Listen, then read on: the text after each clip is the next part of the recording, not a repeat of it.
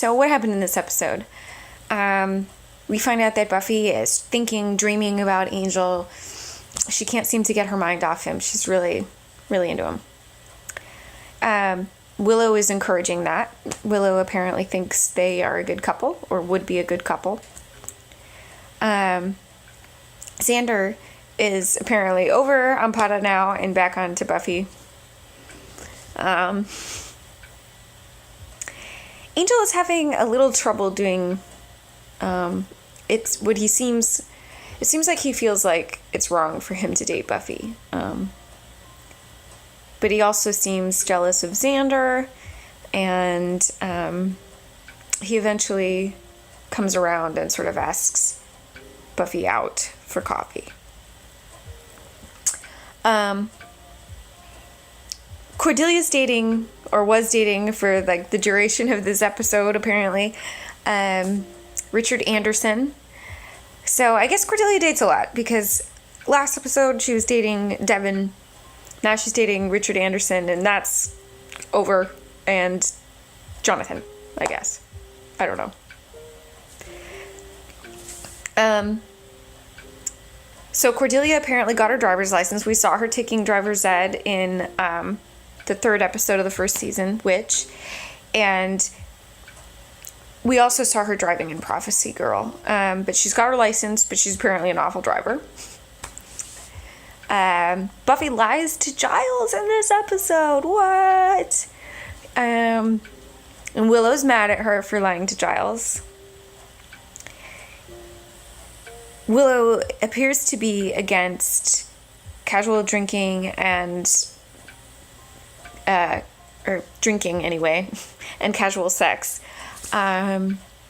Cordelia's trademarks are black, silk, chiffon, and spandex, apparently. Xander has a hairy tummy, I guess. Especially for a high school student.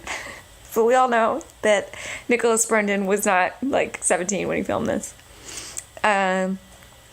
Cordelia's license plate says Queen C, of course. Cordelia is now often referred to as Cordy. It seems like that's her nickname. A lot of people call her that.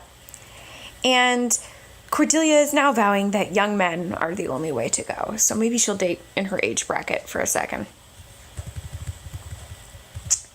So, thoughts on Reptile Boy?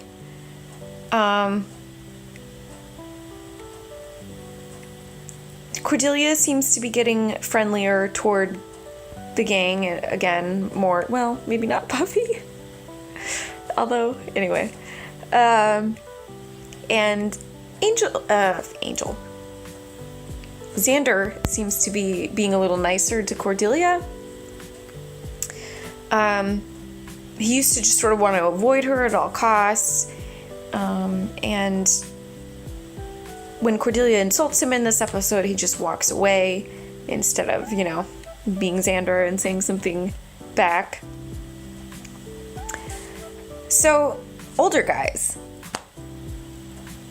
Although Buffy is charmed and flattered by Tom, she's into Angel. It's clear she's into Angel.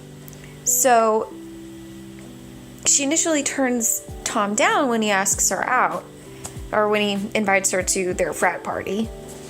And Buffy rethinks that. When Buffy brings up getting coffee with Angel, maybe, they end up getting into a fight about their impossible love, and Buffy agrees to go out with Tom after that, after Angel sort of turns down her request or her idea about a date. So she goes with Cordelia to the frat party in an attempt to get over Angel, I guess, feeling a little bit mistreated by him, maybe. We also see peer pressure at work in this episode. Buffy doesn't want to drink, but she eventually does drink some. And then it seems like she's roofied and almost gets sacrificed to a snake demon. So, this episode had episode commentary. If you own this on DVD. If you're watching these episodes on DVD and you're watching them for the first time, do not watch the commentary until later because it will spoil things. Because the audio commentary for a lot of those episodes was actually recorded way after the filming of the episodes and the airing of the episodes. I think they didn't start to release the series on DVD until it was in its 5th season, because DVD technology used to be like new. So they started releasing the show on DVD, I believe, during the 5th or 6th season of the show. So they're talking about it in the commentary years later, and so some things are going to get spoiled for you if you watch the commentary episodes. So don't do that until after you've seen the series through once. Okay. But I'm going to tell you some things from the commentary that are not going to spoil the whole universe for you. So, one thing we learned is that Callie's stunt woman was named Jennifer Badger, and since she's not in the credits, let's go ahead and give her some credit here. In the chase scene through the woods, some of the woods are real and other shots are fake woods. When Buffy and Willow are talking about Buffy's dream, they are in a real hallway of Torrance High School, which is the high school that they used for a lot of Buffy the Vampire Slayer. It's also the high school that they used for the show 90210, another old 90s show if you're familiar with it. Buffy's dream discussion is her admitting that she knows she can never be with Angel. That was the subtext, according to David Greenwald, who provided episode commentary for this and who is the writer of the episode. It also reminds us how much Cordelia hates Buffy. I think that's fairly clear throughout the season and throughout the series, but here's another reminder. Buffy's not Cordelia's favorite person.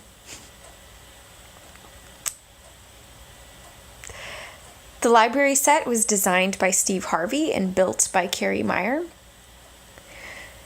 Greenwald thought that he made up the monster name, Makita, but found out that the same name, although spelled differently than he spelled it when writing the script, is a brand of tools. Like power tools. Buffy extras are typically on Buffy. Many of them are on Buffy for a long time. And I've mentioned this before, so you can, if you check out extras at the Bronze and at Sunnydale High School, you will notice that those same extras appear in many episodes and many seasons, and that's kind of an interesting thing. I think it's cool that they kept the same actors in work, and I also think it's cool for the sake of continuity to have the characters seeing the same people around at school. You know, like I like it when shows, and Buffy unfortunately doesn't really do this, but when they have characters reuse outfits, because let's be real, we don't all have a bazillion outfits. And if it were real life, we would see Buffy wearing the same shirt every so often or whatever, you know? So yeah, I think that's cool about the extras. Part of why Buffy is sad at the party, according to David Greenwald, is because she misses Angel. So there are kind of more than one reason for that. I think she feels guilty about lying to Giles maybe a little bit. I think there's more going on there. But part of it is that, you know, she really didn't want to go out with Tom. He's kind of plan B, right? There is a dance between Buffy and Tom in this episode. That was improvised, the dance itself. They didn't choreograph that. This episode has a giant drinking is bad metaphor. And I've explained a little bit about that before, but I think, you know, the writers don't necessarily like the idea of being super heavy-handed about some of these ideas, like about sexuality, about drinking, about things like that. They don't necessarily want to be very black and white. And so when the network asks them to be black and white, you get an episode with a giant snake monster that's clearly a phallic metaphor, which I think is kind of great. And the ridiculous episodes, when we have these sort of standalone episodes that really, if you miss this episode, you're not missing much. As we get farther into the series, they will still happen sometimes, but those episodes are far more entertaining. They can be some of the best episodes of the series. The Xander at the frat house part, where he snuck in and kind of tried to be incognito, was scripted, but then it was cut, and then it was added back in later. There's also a big metaphor in here about not lying, and about male superiority, and how dumb that is. And the snake was meant to come back at the end of the episode and eat Tom, apparently, but that was also cut. And something that people have joked about on the internet, and that is also, that I didn't necessarily think of when I watched the show, but is really clear. This giant snake that's apparently going to eat people all the time appears to have a really small mouth for, eating people. So, this episode is terrible, but it has a few sort of interesting things about it. Buffy is tempted to act older than she is in this episode. And hanging out with a crowd that is older than her, that are possibly of legal drinking age, some of them. It's a frat party, I don't know. College is kind of split between the 21 and up and 21 and below crowd. But she discovers, I think, that something that many young women discover, hopefully, well, anyway, it could be, hopefully if you discover something like this, it's on the earlier side of your dating career, but an even better world would be a world in which stuff like this doesn't happen. But some men are creeps, and there's a clear date rape metaphor going on here if you didn't get it from, basically what is the giant penis monster. The young college boys are drugging young women at parties, and they're pretending to be kind guys, but clearly they don't actually value these women because they're going to murder them all. They have absolutely no care for these women.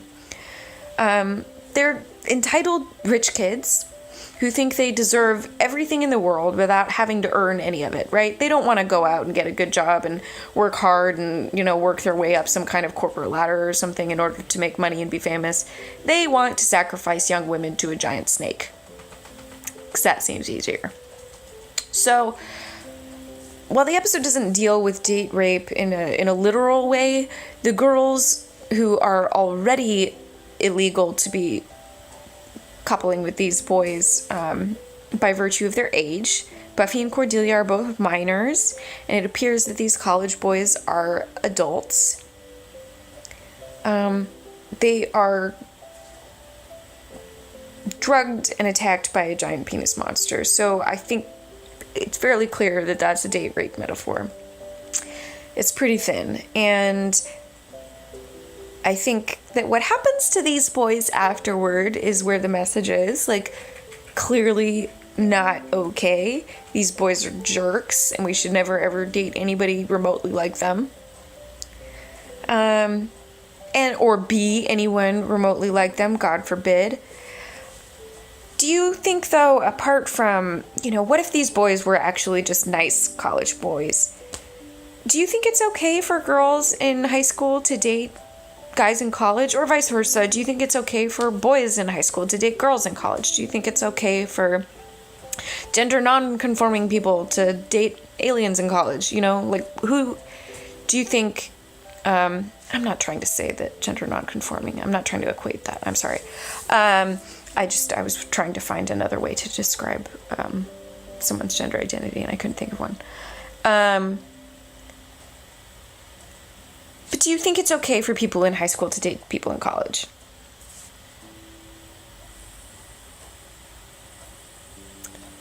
Do you think it's okay for Buffy to date Angel? There's clearly an age difference there, too. there's going to be an age difference for Angel no matter who he dates, unless he can find another souled vampire out there in the world.